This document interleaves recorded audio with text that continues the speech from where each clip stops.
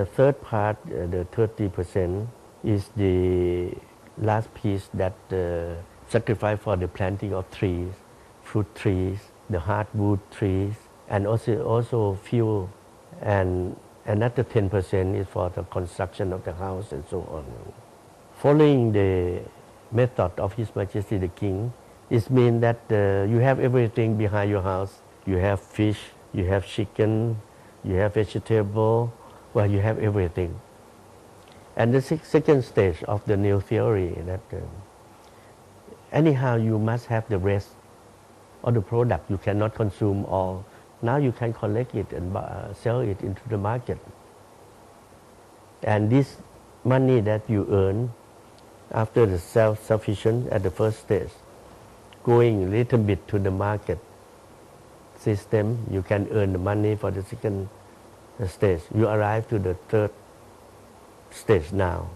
You can organize yourself into a small group, rice group, cattle groups, and you can earn much more money with a very solid base. That's we call the new theory that's still used all over the country now. By presenting farmers with a management plan for their land, His Majesty was providing a blueprint that the poor could follow and that would allow them to grow their communities from the inside out. The picture of the king on a hill or in a field with his camera, maps, walkie-talkie, and assorted pens and pencils that many believe epitomizes his typical attire would be incomplete without one of the royal family at his side or close behind.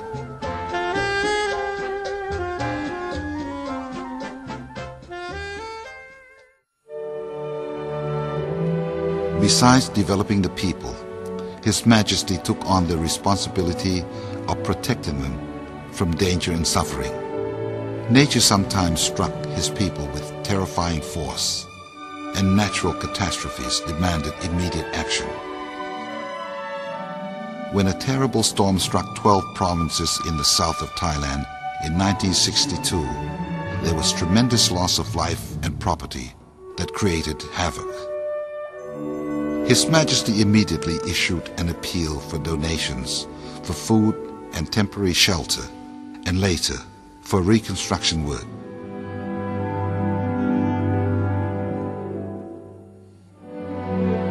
To His Majesty's surprise, donations kept coming in long after they were required, because people knew that under His Majesty's management, the funds would be put to good use. The fund transformed into the Rajapaksa Foundation in 1963.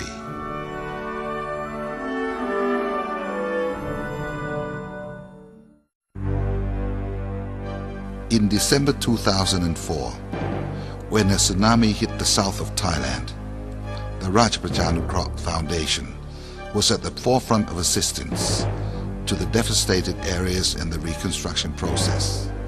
Scholarships for children who were orphaned by the disaster were also made available.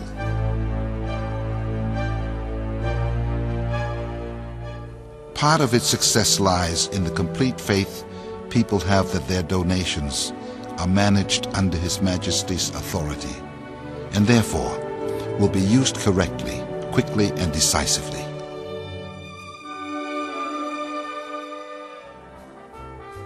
King Bhumibol has developed skills as an artist and photographer, and even spent some time constructing sailboats. However, His Majesty's favorite leisure activity is music.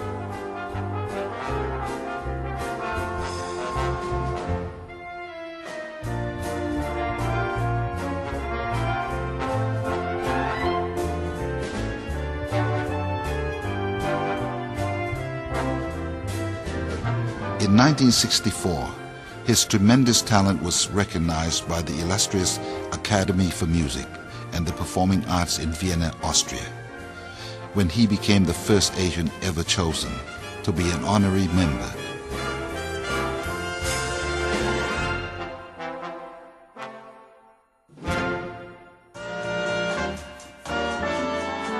Also an amateur sailor who often built his own boats, His Majesty won a gold medal for sailing in the Southeast Asian Peninsula Games in 1967.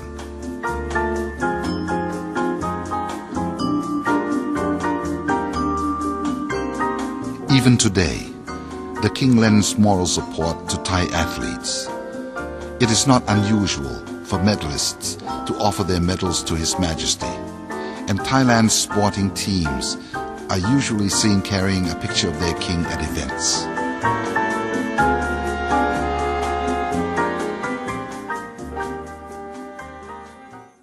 Later today, I will have the honor to present the United Nations Development Programme's inaugural Human Development Lifetime Achievement Award.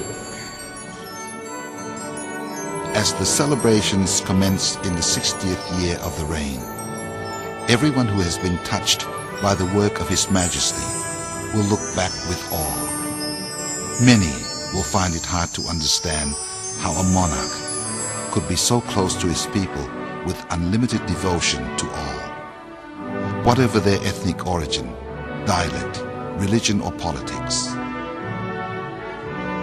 Whatever else is said of His Majesty King Bhumibol in this year, it should include the words, "This is a king who sacrificed himself for the benefit and happiness of all his people."